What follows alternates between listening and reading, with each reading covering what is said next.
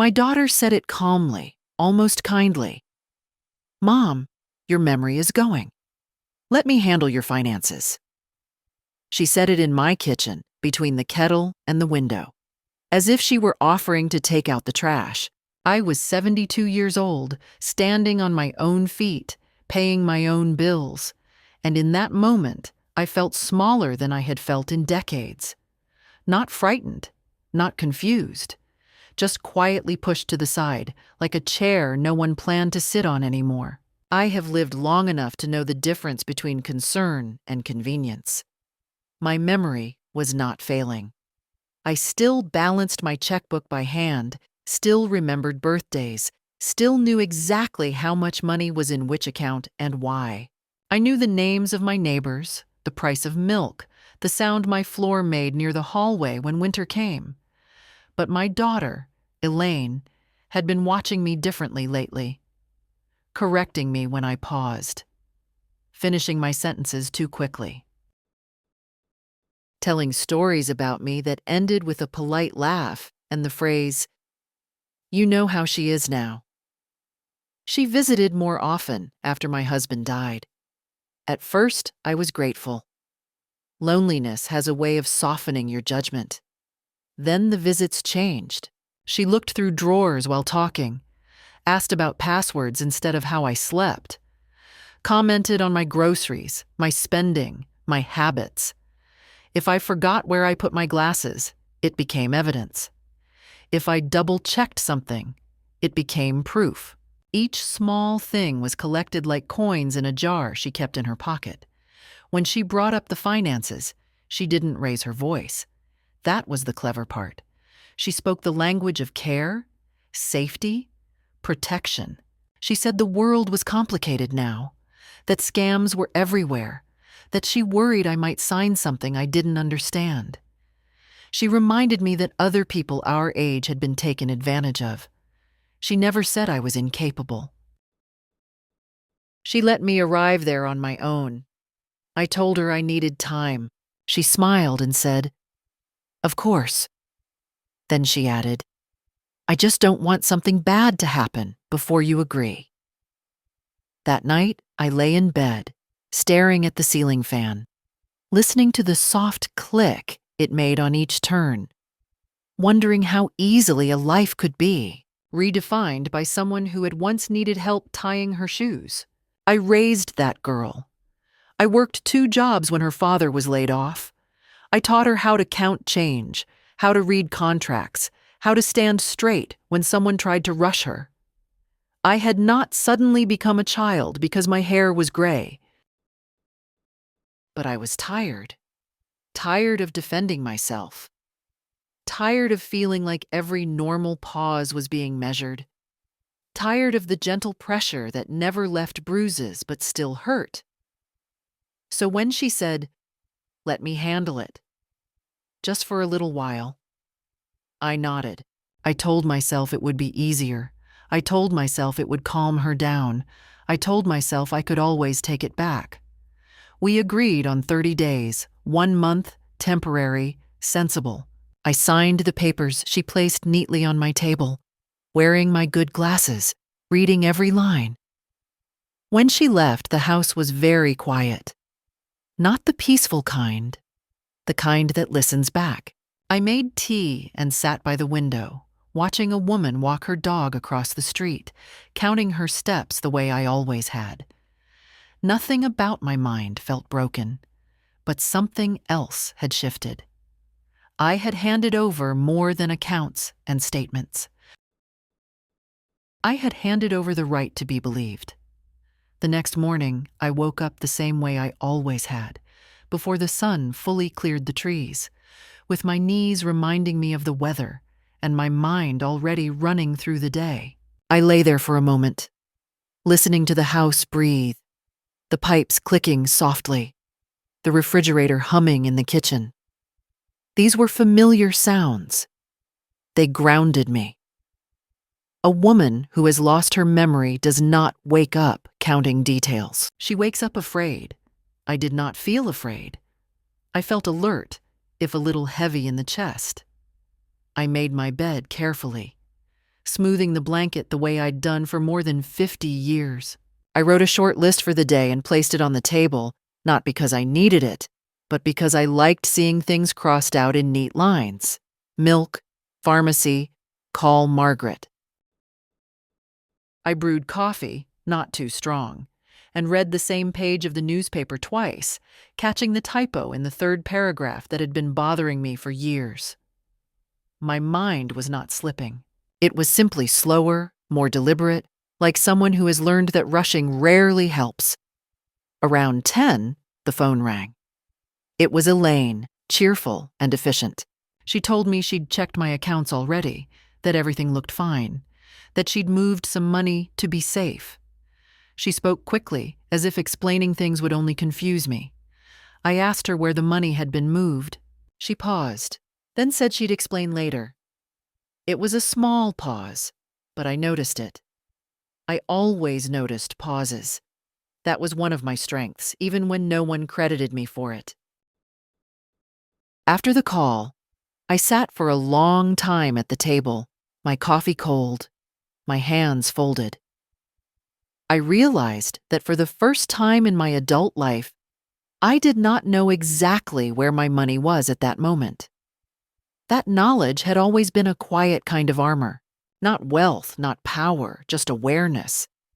Losing it felt like stepping outside without shoes.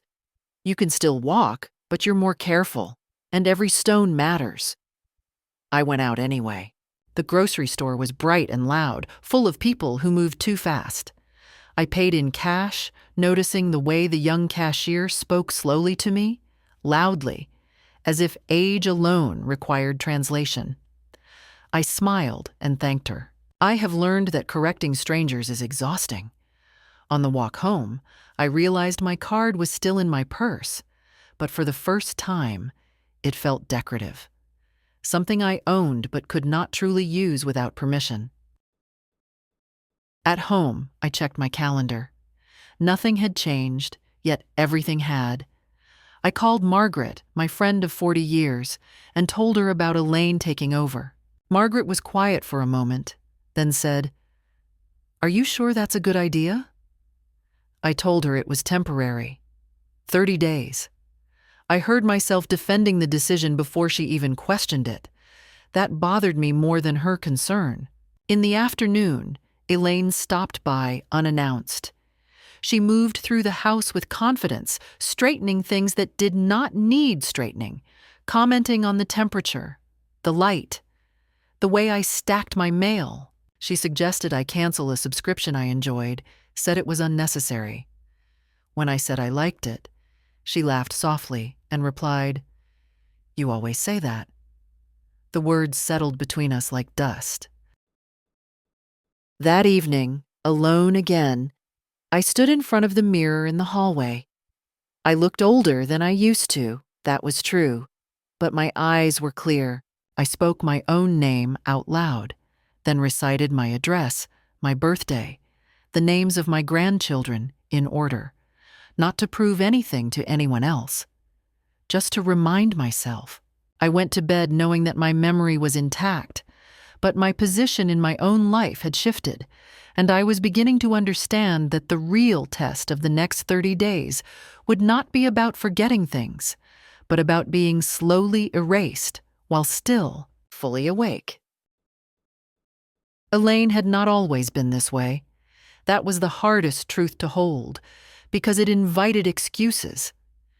When she was younger, she was sharp and restless, always certain the world owed her more than it offered. I admired that confidence once. I thought it would protect her. Somewhere along the line, it turned into impatience, especially with anything that moved slower than she did. After her divorce, that impatience hardened. Life had disappointed her, and she began to look for places where she could feel in control again. At first, it was harmless.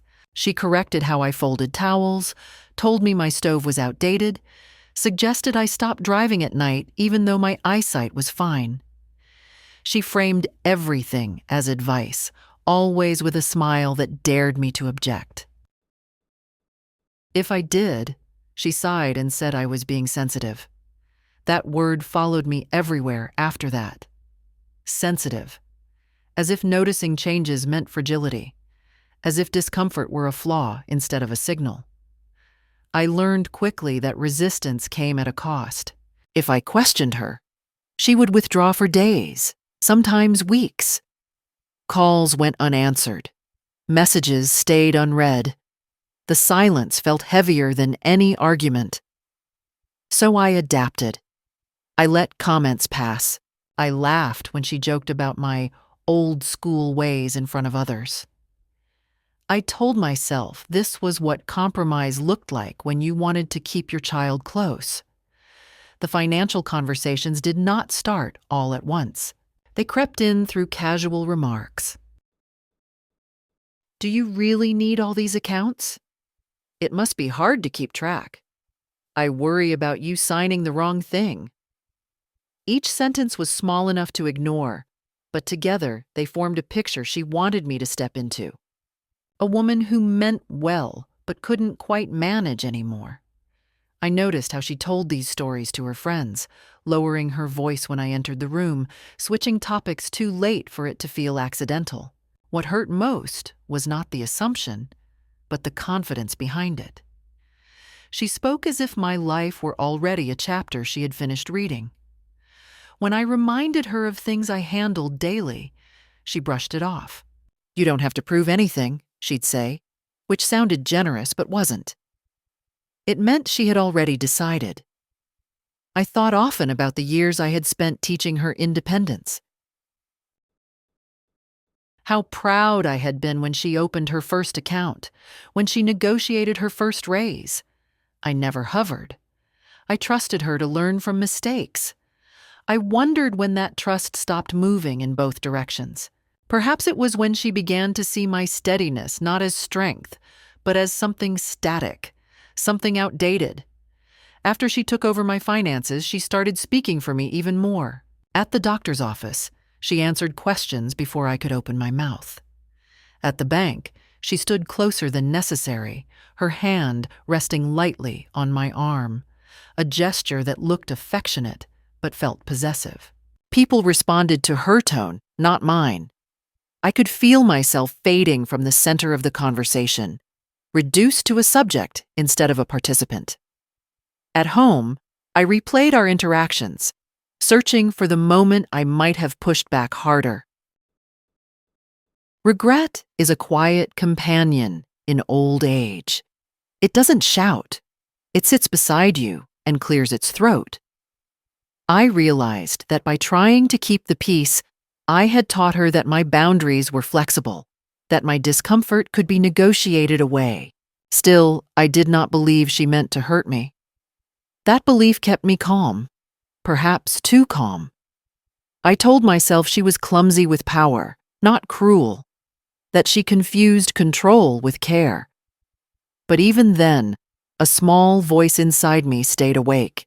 It reminded me that love does not require erasure, and that being a mother does not mean surrendering your place in your own life.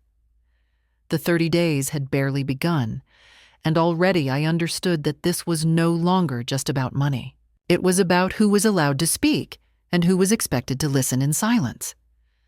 By the 4th day, the arrangement had settled into something that looked almost normal from the outside. Elaine texted once in the morning, once in the evening. Short updates, reassuring words. All good today. Took care of a few things. She spoke as if my finances were a houseplant she was watering while I was away, not the result of a lifetime of work and careful choices. I thanked her each time because that is what I had always done when someone claimed to help me. She suggested small changes first, canceling one account because it was redundant, moving money because it would earn more elsewhere, paying certain bills early, others later. Each decision was presented as logical, efficient, and already done. When I asked questions, she explained quickly, with just enough detail to sound thorough, then changed the subject. I began to notice how often she used the word trust. It was always framed as comfort, never as obligation, but it carried weight all the same. One afternoon, I went to the pharmacy and tried to pay with my card out of habit. The machine declined it. The young man behind the counter looked at me with mild impatience, as if I had done something wrong. I felt heat rise in my face, not from embarrassment, but from anger I wasn't ready to name. I paid with cash and walked home slowly, my bag heavier than it should have been.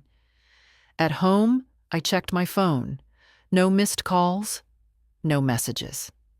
Nothing had been said to me about limits or changes. It had simply happened. When I called Elaine, she sounded surprised that I was upset. "Oh, that," she said lightly. "I put a temporary restriction on the card, just until I finish organizing everything. It's safer." Safer for whom, I wondered, but did not ask. Instead, I said I would have liked to know. She replied that she didn't want to overwhelm me with details. The word overwhelm landed like a quiet insult. I let it pass. Again, that night, I took out my old folder of documents, the one I had kept in the bottom drawer for years. Statements, notes, copies of things I no longer needed to look at because I knew them by heart. I went through them slowly, not to relive the past, but to reassure myself that it existed. I had not imagined my competence. It was there in ink and numbers, steady and clear. I realized then that agreeing to the 30 days had not been a single decision, but the result of many smaller ones. Each time I stayed quiet. Each time I chose peace over clarity. Each time I believed that explaining myself was unnecessary. Elaine had not taken control all at once. I had handed it over piece by piece because I loved her and because I did not want to fight. The next time she came by, she brought groceries I had not asked for and rearranged my pantry while talking about her work. She suggested I stop cooking certain meals because they were too much effort. She said it kindly, but she did not look at me when she said it. I watched her hands move my things into places that made sense to her, not to me. I felt like a guest in my own kitchen. After she left, I sat at the table and stared at the list I had written that morning. Milk. Pharmacy. Call Margaret. All three were crossed out. Everything had been done. Yet I felt unsettled, as if I had spent the day accomplishing nothing. That was when it became clear to me that the real loss was not convenience, but agency. I was still capable, still present, but no longer consulted. I reminded myself that this was temporary, 30 days. I had agreed to that. But for the first time, I allowed myself to consider another possibility, that the problem was not my memory, but my willingness to be polite when my place in my own life was being quietly rearranged. I went to bed that night, understanding that if I continued the way I had begun, the 30 days would not end with relief, but with a question I should have asked much earlier. How much of myself was I prepared to give away in exchange for peace? By the end of the first week, I understood that nothing would be returned to me automatically. Control, once handed over, does not drift back on its own. It settles where it lands and waits to see if anyone will challenge it. I did not challenge anything yet. I observed. I have always been good at that. When you reach my age, you learn that silence can be a form of record-keeping. Elaine stopped asking my opinion entirely. She informed me instead. The difference is subtle when you first notice it. Almost polite, but it changes everything. I paid that already. I moved this around. You don't need to worry about that anymore. Each sentence closed a door without slamming it. She never said I was forbidden to decide. She simply decided first and left no space behind. The days themselves remained ordinary. I watered my plants, folded laundry, read before bed. but small frictions began to appear, like grit under the skin. A delivery I hadn't ordered arrived and was charged to my account. When I asked about it, Elaine said it was something I would need soon and that buying it later would cost more. A bill I had always paid myself was suddenly marked as handled, though the amount was different from what I remembered. When I asked why, she said prices had changed and that I shouldn't keep old numbers in my head. That stung more than I expected. I noticed how careful she was with her tone when anyone else was present. With neighbors, she was attentive and warm, her hand on my back, her voice full of praise. "She's doing great," she'd say. "I just help with the complicated stuff." People smiled at her with approval. No one looked at me long enough to ask what I thought. I smiled too. Years of practice had made that easy. One afternoon, I tried to log into my own account, not to interfere, just to see. The password had been changed. I stared at the screen longer than necessary, feeling something tighten in my chest. It was not panic. It was recognition. This was no longer assistance.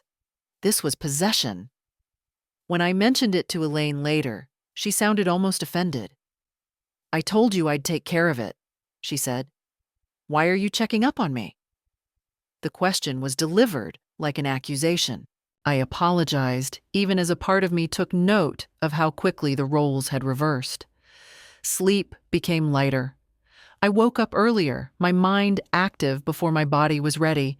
I thought about all the times I had told myself not to make a fuss, not to be difficult, not to turn things into conflicts. I wondered when protecting my dignity had become less important than maintaining comfort. No one had forced me into this arrangement. I had stepped into it willingly, believing that love required flexibility. But flexibility without limits turns into something else entirely. When Margaret called and asked how things were going, I said they were fine. The word tasted flat. She hesitated, then said she could hear it wasn't true. I almost laughed. A woman who has known you for decades can hear what your own child refuses to listen for. I told her it was temporary. She reminded me gently that temporary things have a habit of becoming permanent if no one ends them. That night, I sat at the table with a notebook and wrote down everything I remembered: account names, amounts, dates. I did not do it because I was afraid of forgetting. I did it because I wanted proof that I still knew. The list came easily. My hand did not shake. When I finished, I closed the notebook and felt a calm settle over me. The kind that arrives not from reassurance, but from clarity. I had given Elaine 30 days. I intended to honor that, but as I turned off the light and walked to my bedroom, I accepted something quietly and without drama. This was no longer about whether my memory was failing. It was about whether I would continue to let someone else define me while I was still fully present, still capable, still here. And that was a question I would not avoid for long. The second week began with a quiet kind of narrowing. Not dramatic, not announced, just a steady tightening of what I was allowed to do without explanation. Elaine did not call it restriction. She called it simplification. Fewer choices, fewer chances for mistakes. She said that phrase twice in one conversation, as if repetition would turn it into truth. On Monday, I tried to schedule my usual hair appointment. The salon told me it had been canceled. I assumed it was an error until Elaine mentioned later that she'd moved it to next month. "You don't really go anywhere lately," she said, scrolling on her phone while standing in my living room. I reminded her that I went because it made me feel like myself. She looked up briefly and smiled in a way that suggested indulgence rather than understanding. Money became something I was allowed to observe, not touch. When I asked for cash, she asked what it was for. Not sharply, just carefully, like a nurse checking a chart. I told her the truth each time: groceries, a small gift, church donations.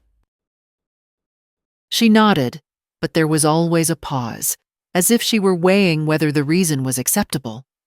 The amounts she gave me were exact, never rounded, never generous. It was not about shortage.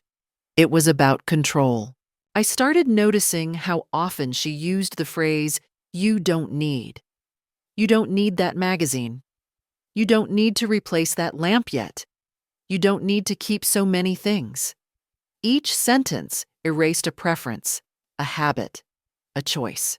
Needs replaced wants, and wants quietly disappeared. I had spent decades making careful decisions so I wouldn't have to ask anyone for permission. Now permission was the default. One afternoon, I received a call from a charity I had supported for years, thanking me for my past contributions and asking if I planned to renew. I told them yes, as I always had. An hour later, Elaine called. She said she'd declined the donation on my behalf because she didn't think it was wise. "You can't give to everyone," she said. I told her I had never tried to. That money was already spoken for in my mind. She replied that I shouldn't be making promises anymore. The word "anymore" echoed long after the call ended. The worst part was how invisible the change was to everyone else.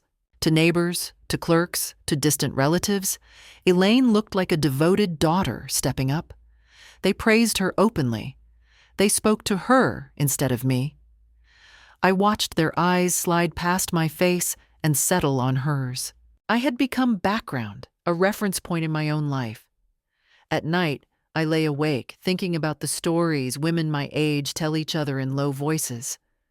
Stories about being managed, about being protected into silence. I had listened to them before with sympathy and distance, convinced I was different. I had raised a strong daughter. I had my affairs in order. I had not counted on how easily strength could be reinterpreted as stubbornness, or how quickly competence could be rewritten as risk. By the end of that week, I stopped asking questions out loud, not because I had no questions, but because I was gathering answers quietly. I paid attention to what changed without my consent. I memorized dates, phrases, reactions. Elaine thought my calm meant acceptance. She mistook restraint for surrender. On Friday evening, she told me she was proud of how well I was adjusting. She said it as one might praise a child for learning to nap on schedule. I smiled and thanked her. After she left, I stood alone in my kitchen and placed my hand flat on the table to steady myself. My memory was still sharp. My body still obeyed me. What was being tested now was not my mind, but my willingness to remain polite while my life was being quietly reduced to what someone else found convenient. By the middle of the second week, I stopped pretending that things were merely uncomfortable. They had crossed into something colder and more deliberate. Elaine no longer framed her actions as temporary or provisional. She spoke as if this new arrangement were the natural order of things, as if my former independence had been a phase we were both relieved to move past. Small decisions disappeared first. A bill I had always paid early was suddenly scheduled for the last possible day. When I asked why, she said cash flow mattered more now. I pointed out that I had never missed a payment in my life. She replied that habits made sense when circumstances were stable, and mine were no longer. The sentence was smooth, rehearsed, and it landed like a verdict. Then came the unexplained movements. I noticed a transfer that didn't belong to any expense I recognized. When I asked, Elaine said it was temporary and that I shouldn't concern myself with internal adjustments. Internal. As if my money had become part of a system that no longer included me. I asked where it had gone. She said into a holding account. I asked whose name was on it. She told me I was fixating on details. I began to keep track in my head, quietly reconstructing what I could from memory alone. Amounts, timing, patterns. The changes were subtle but consistent, always moving control further from my reach. I realized she wasn't just managing for safety. She was testing how far she could go without resistance. Every time I stayed calm, she stepped a little further. One afternoon, my electricity company called to confirm a change in billing. They addressed Elaine by name. I had never given permission for that. When I asked her about it later, she said it was easier if everything went through one point of contact. Easier for whom, I wondered. But again, I did not ask. I was done offering her my questions like gifts. What surprised me most was how quickly my absence from decisions became normal to her. She talked about my finances with a confidence that suggested ownership, not stewardship. She said my plan more than once. She used we only when things went smoothly. When something required justification, it became, I decided. I thought often about how people assume that loss of control happens suddenly through dramatic events or obvious force. In truth, it is usually gradual, built from politeness and trust, and the fear of being labeled difficult. No one had locked me out of my life. I had been gently escorted to the side and told it was for my own good. The isolation deepened. Friends stopped calling after their messages went unanswered. I later learned Elaine had told them I tired easily and preferred quiet. That was not a lie exactly, but it wasn't the truth either. It was a version of me that required less effort to manage. When I confronted her about it, she looked genuinely puzzled. I was just helping, she said. You don't like being overwhelmed. I wondered when she had decided she knew what I liked better than I did. By the end of that week, something inside me had shifted from endurance to preparation. I was no longer waiting for the 30 days to pass. I was watching, measuring, learning. I understood now that if I wanted my place back, I would not get it through explanations or appeals to our history. I would need clarity, precision, and timing. On Sunday evening, Elaine told me she was considering a longer-term arrangement, just in case. She said it lightly, as if floating an idea. I smiled and said we would discuss it later. After she left, I sat alone in the darkened living room and felt a calm settle that had nothing to do with acceptance. It was the calm that comes when you finally stop hoping someone will see you correctly and start planning how to make yourself impossible to ignore. By the start of the third week, my world had grown quieter in ways I had not agreed to.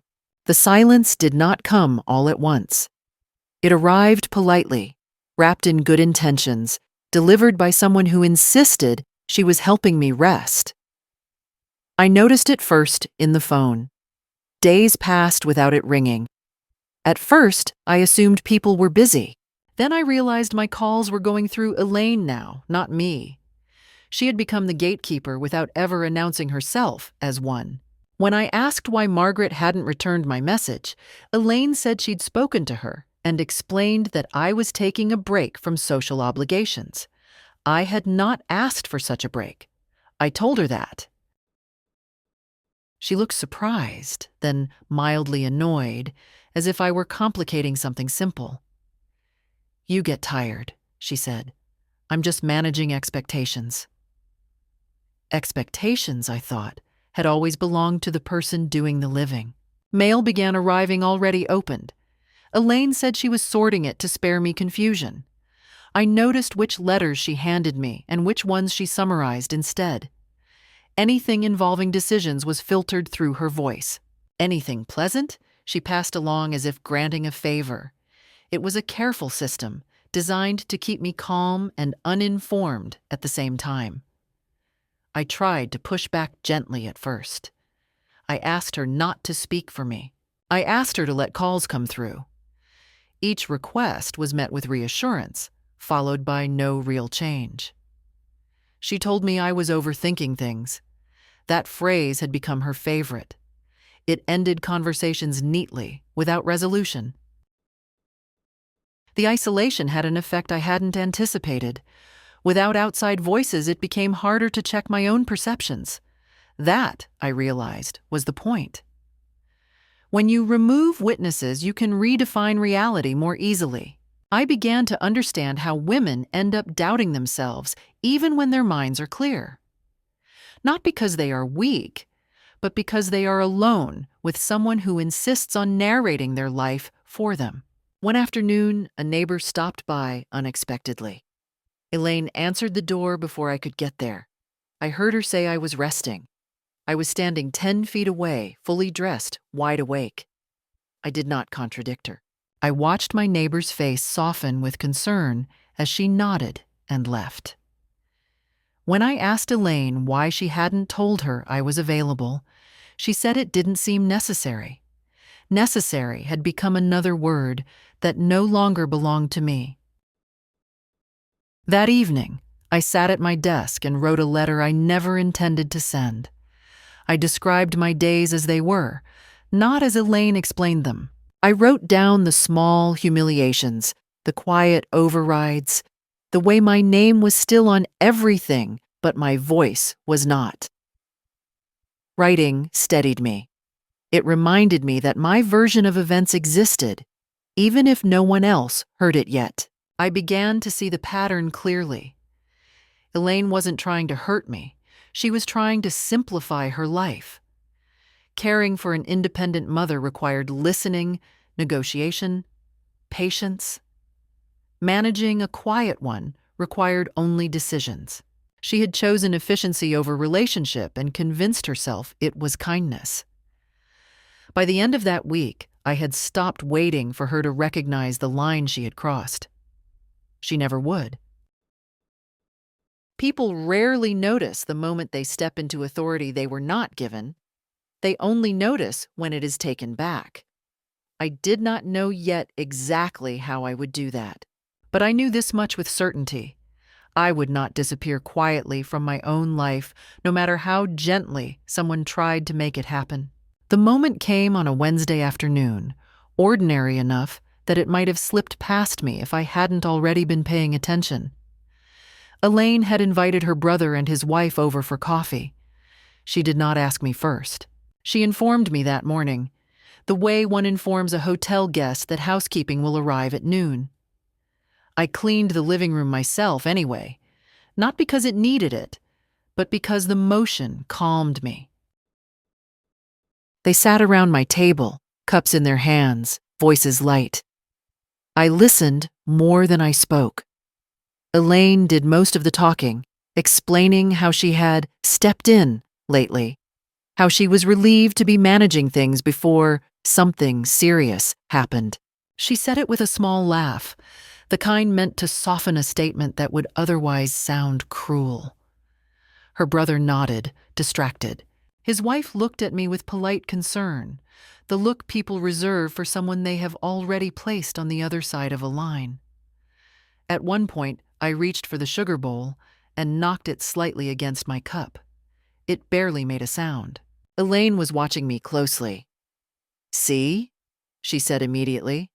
"That's what I mean." The room went quiet for a fraction of a second. I felt heat rise in my face, not from embarrassment, but from the sudden clarity of what was happening. I had not spilled anything. I had not forgotten anything.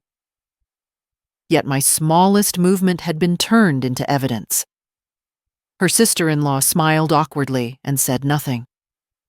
Elaine continued, encouraged by the silence. "She's been having these little moments," she said, lowering her voice as if I weren't sitting right there. "Nothing dramatic, but enough that it worries me."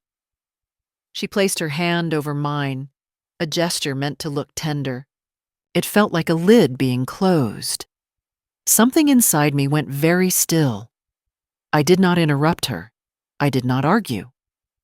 I waited until she finished, until the story was complete, until my competence had been neatly packed away and labeled fragile. Then I removed my hand from under hers and looked directly at her. "I remember everything. I said calmly. My voice did not shake. I remember you arriving late today. I remember you canceling my hair appointment without asking. I remember the charity call you declined on my behalf. I remember the password you changed and didn't tell me. I remember the neighbor you turned away yesterday while I was standing in the hallway. No one spoke. Elaine stared at me as if I had broken a rule she hadn't realized she'd set. I continued, not raising my voice, not rushing. I also remember you saying this was for 30 days. Temporary. I agreed to that. I did not agree to being spoken about as if I were not here. Her brother cleared his throat and looked down at his cup. Elaine's face tightened. Mom, you're getting upset, she said. This is exactly what I'm talking about. I nodded slowly. No, I replied. This is what you're talking about. What I'm doing is responding. She laughed then, a short, brittle sound. You don't even hear yourself, she said, turning to the others. This is what it's been like. That was the moment. Not the loss of control, not the isolation, but the certainty with which she dismissed my words the second they challenged her version of me. I stood up. My knees complained, but they held. I'm not confused, I said. I'm not ungrateful. And I am not invisible. I looked at each of them in turn. If you want to talk about me, you can do it somewhere else. This is my house. They left shortly after that. Elaine did not apologize. She told me we would talk later when I was calmer. I watched them walk down the path, her hand on her brother's arm, already explaining things. I closed the door and leaned against it, breathing slowly until the tightness in my chest eased. I understood then what that afternoon had given me. It was painful, yes, but it was also a gift. Any doubt I had been holding on to dissolved. This was no misunderstanding. This was not concern gone wrong. This was a narrative she needed, and I no longer fit into it quietly. From that moment on, I stopped hoping she would see me clearly. I had seen her clearly enough. That night, I did not cry. I waited for it, the way you wait for a storm you can smell in the air. But it did not come. Instead, there was a long, steady quiet, the kind that settles after something finally makes sense. I made soup, simple and familiar, and ate it standing by the stove. I washed the dishes slowly, deliberately, as if reminding my hands that they still belonged to me. I went over the afternoon again, not to punish myself, but to examine it. Every word Elaine had said, every look she had given when others were present. I saw the pattern clearly now, without emotion blurring the edges. She had not lost patience. She had gained confidence. Confidence that her version of me would be accepted if she repeated it often enough and calmly enough. Confidence that my history would be outweighed by her narrative. I realized something else too, something quieter, but more important. I had been trying to prove I was still capable. That was the wrong task. Capability invites debate. Dignity does not. I did not need to demonstrate memory tests or list facts like a student at the blackboard. I needed to reclaim authorship. The right to define my own life did not depend on her agreement. The next morning, I woke with a plan, though I would not have called it that then. It felt more like alignment. My thoughts were orderly. My body moved without hesitation. I wrote a short list, not of errands, but of principles.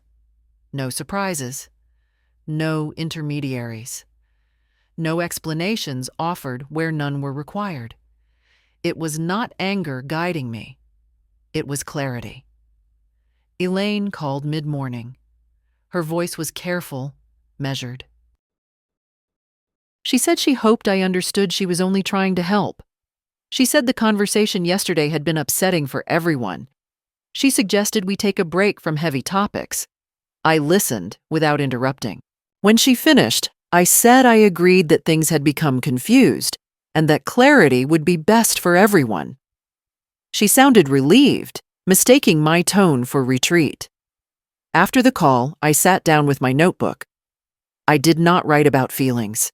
I wrote dates, names, actions, who canceled what, who authorized what, who spoke for me and when. It was not an accusation, it was a record. I had spent my life keeping records. They had never failed me. I noticed how my body responded to this shift. The tightness in my chest eased. My sleep improved. Not because the situation was resolved, but because I had stopped negotiating with myself. There is a particular exhaustion that comes from pretending not to know what you know. Once that ends, energy returns. I did not confront Elaine again that week. There was no need. She believed she was in control, and for now that belief served me. I needed space, not permission. I needed to move carefully, not loudly. People who underestimate you often give you room without realizing it. By the end of the day, I stood at the window and watched the light change across the street, the same way I had for years. Everything outside looked the same. Inside, something fundamental had shifted. I was no longer waiting to be treated correctly. I was preparing to act correctly for myself. I went to bed that night with a strange, steady sense of relief, not because the problem was over, but because I finally understood its shape. I knew where I stood. I knew what I would and would not accept. The remaining days of those 30 would not be spent enduring. They would be spent positioning. And for the first time since Elaine said my memory was going, I felt entirely, unmistakably present. The 11th day marked the point where preparations stopped being abstract and became physical. I began with the smallest, quietest actions, the kind no one notices until it is too late to undo them. I gathered documents from places Elaine never looked, old folders, envelopes tucked behind books, copies I had made years ago out of habit, not suspicion. I laid everything out on the dining table and worked methodically, the way I always had when something mattered. I did not rush. Rushing invites mistakes, and mistakes give other people leverage. I reviewed each paper slowly, confirming what I already knew. Account numbers, institutions, dates of authorization. I noticed how many things still required my signature, my name, my legal presence. Elaine had assumed authority where it was convenient, but she had not replaced me. Not yet. I made phone calls when the house was quiet. I chose my words carefully, not dramatic, not defensive. I asked questions as the account holder, not as a worried mother. Each conversation reminded me how much power remains invisible until you claim it. I was not asking for favors. I was confirming facts. There is a difference, and professionals know it. I learned exactly what Elaine could do and what she could not. The limits surprised me. She had access, yes, but it was conditional, temporary, revocable. The word revocable stayed with me long after the call ended. It tasted solid, dependable, like truth. I did not tell anyone what I was doing. Not Margaret, not my son, certainly not Elaine. This was not secrecy born of fear. It was discretion born of experience. People behave differently when they believe the ground beneath them is stable. I needed Elaine calm, confident, unalert. At home, I continued playing the role she expected. I accepted the cash she handed me. I nodded when she explained decisions I had not approved. I thanked her for her effort.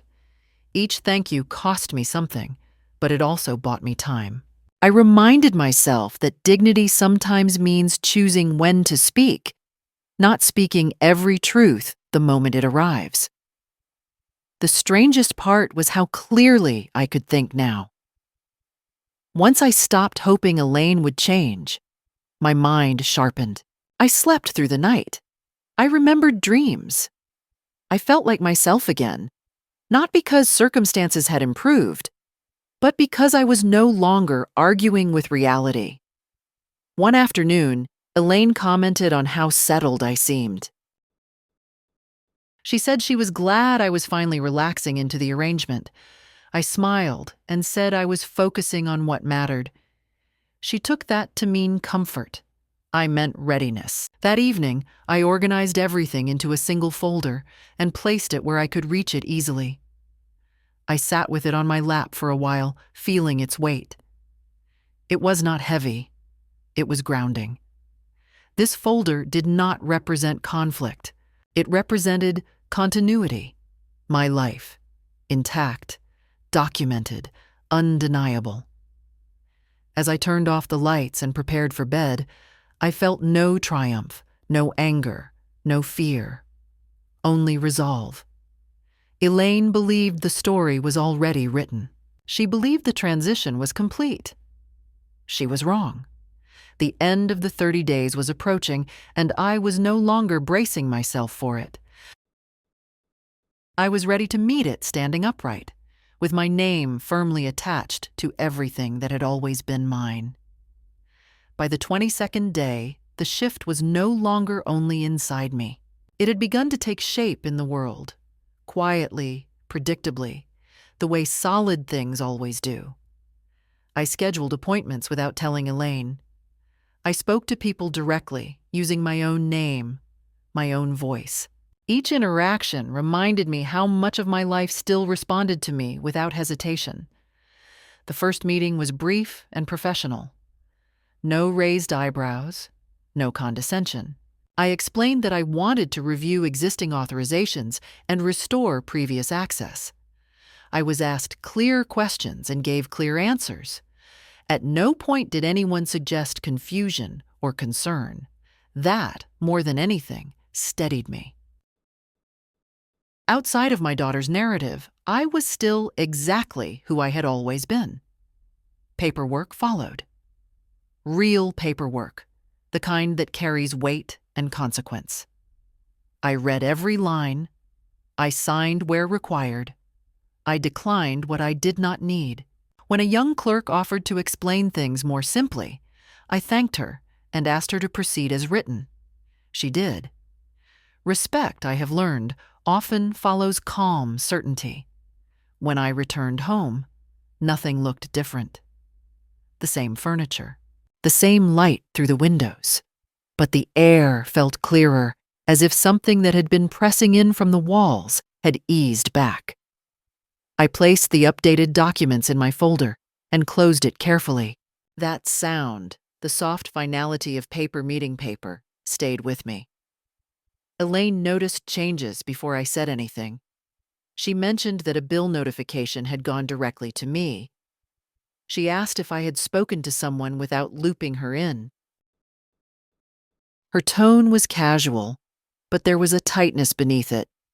I told her yes, that I was reviewing things as we approached the end of the month. I reminded her of our agreement. 30 days. She did not argue. She smiled and said it was good I was feeling involved again. What she did not understand was that involvement was no longer the question. Authority was. The next step was smaller, but no less important. I resumed control over my mail. I asked for unopened envelopes. When she tried to summarize instead, I said I preferred to read things myself. I did not explain why. I did not soften the request. I stated it. She complied, though her movements were sharper, her patience thinner. I slept deeply those nights. Not the heavy sleep of exhaustion, but the clean sleep of alignment. My body recognized when my mind stopped bending itself out of shape. By the 25th day, the arrangement had already begun to reverse itself. Elaine was still present, still hovering, but the ground beneath her certainty had shifted. She sensed it, though she could not yet name it. People often do. They feel authority leaving before they understand why. I did not confront her. I did not rehearse speeches or imagine outcomes. I focused on completion, on making sure that when the month ended, there would be nothing left ambiguous, no assumptions, no help that could not be refused. On the evening of the 28th day, I sat alone in my living room and looked around with a sense of quiet satisfaction. Not pride, satisfaction. Things were back where they belonged, not because someone had granted me permission, but because I had taken responsibility for myself again. The 30 days were almost over. I felt no need to announce it. The work was already done. Elaine discovered the change the way people always do when control slips from their hands. Not all at once, but through friction. A payment she expected to go through did not. A notification arrived addressed to me instead of her. A polite but firm voice from an institution called her back and explained that certain permissions were no longer active. She came to my house that afternoon without calling first. She did not sit down. She stood near the table, her bag still on her shoulder, her posture rigid. She asked what I had done, not asked, really, demanded, though she tried to disguise it as concern. I told her calmly that the 30 days were nearly over and that I had restored my previous arrangements. I did not justify it. I did not apologize. I stated it as fact. Her face changed in stages. First confusion, then disbelief, then something sharper. She said I should have told her. I replied that I had agreed to 30 days, not to permanent supervision. She said she was only trying to protect me. I said protection does not require secrecy. She said I was being unreasonable. I said I was being clear. The argument never became loud. It did not need to. Elaine spoke quickly, piling explanations on top of one another. She listed everything she had done for me. Every errand, every call, every decision she believed I could not have handled alone. I listened until she finished, then told her I had not asked for most of it. That silence afterward was long and brittle. She tried a different approach then. She said she was hurt, that she felt unappreciated, that she had taken on a burden out of love and was now being pushed away. I acknowledged her feelings without yielding to them. Love does not excuse overreach. Hurt does not grant ownership. These were truths I had learned late, but I had learned them well. When she realized emotional pressure would not work, her voice hardened. She warned me about risks, about mistakes, about what people might think if I insisted on doing things my way. I told her I had lived with people thinking things about me for decades and had survived it just fine. That ended that line of attack. She asked if I thought she was trying to take advantage of me. I did not answer immediately. Not because I was unsure, but because I chose my words carefully. I told her I thought she had crossed a line and then convinced herself it was necessary. That I believed she had stopped seeing me as a person and started seeing me as a problem to manage. That seemed to wound her more than any accusation would have. She accused me of pushing her out. I told her I was putting myself back in. There is a difference. The conversation ended without resolution. She left angry, shaken, already rewriting the story in her head. I watched her walk to her car and felt no urge to run after her. No fear, no regret. Only a steady sense of having done what was required. That evening, I made myself a proper dinner and ate at the table, not standing, not rushed. I noticed how steady my hands were, how calm my breathing felt. Elaine would need time to adjust to the loss of control. That was not my responsibility. My responsibility was finished. The month was ending. I had not won anything. I had simply reclaimed what had always been mine. The days that followed were quieter, but not easier. Silence after confrontation has weight to it. It presses on the ears, invites doubt, tempts you to reach out just to make it stop. I resisted that temptation. I had spent too many years smoothing things over at my own expense. This time, I let the quiet stand. Elaine did not call for 2 days. On the third, she sent a message asking if we could talk calmly, like adults. I read it twice and set the phone down. Calm had never been the problem. Balance had. When we finally spoke, it was in my living room, in daylight, with no one else present and no audience to perform for. She began by saying she felt blindsided, that she had rearranged her life to help me, that I had embarrassed her by going behind her back. I listened without interrupting, the way I had learned to do when my husband was still alive and tempers ran hot. When she finished, I waited a moment longer than necessary, just to be sure she was done. Then I spoke. I told her that what hurt me most was not the control, but the assumption that I was no longer capable of consent, that my silence meant agreement, that my age made me an object of management instead of a person with preferences. I told her that when she spoke about me as if I were not present, something broke that could not be repaired with good intentions. She tried to interrupt. I raised my hand, not sharply, just enough to stop her. I said I was not finished. That was new for us. She noticed. I reminded her of our original agreement. 30 days. Temporary. I told her I had honored that agreement fully, that I had not sabotaged her efforts or created scenes, that I had simply watched and learned. I said that learning had cost me trust, not all at once, but steadily. With every decision made without me, every call intercepted, every word spoken on my behalf. She asked if I trusted her at all anymore. I told her trust is not something you demand after breaking it. It is something you rebuild by respecting boundaries.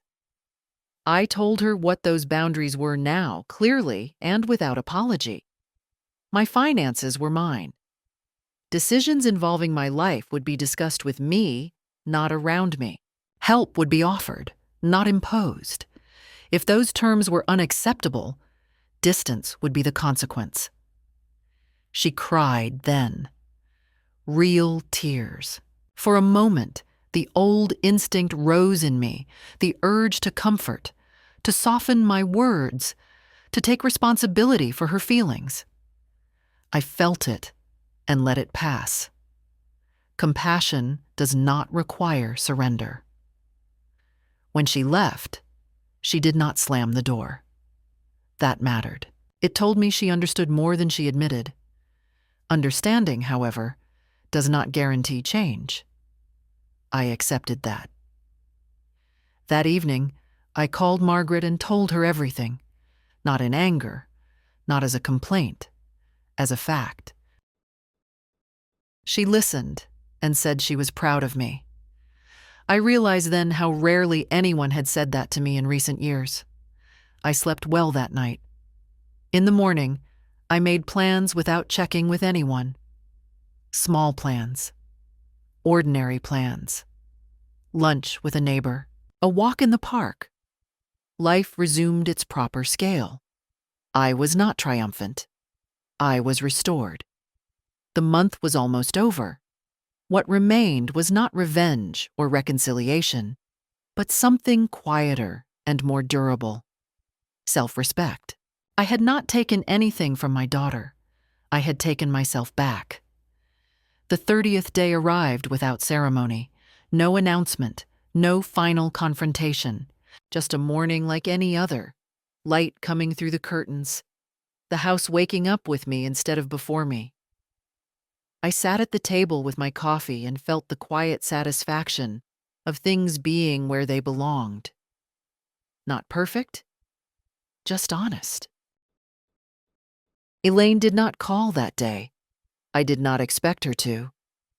Some realizations take time to settle, and some never do. What mattered was that I no longer waited for her tone to determine my posture. I moved through my hours at my own pace, answering my own phone, opening my own mail, deciding what to do and what to leave for tomorrow.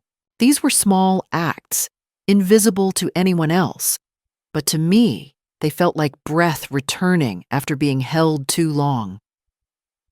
I went to the bank in the afternoon, not because I needed to, but because I wanted to walk in and be greeted by name.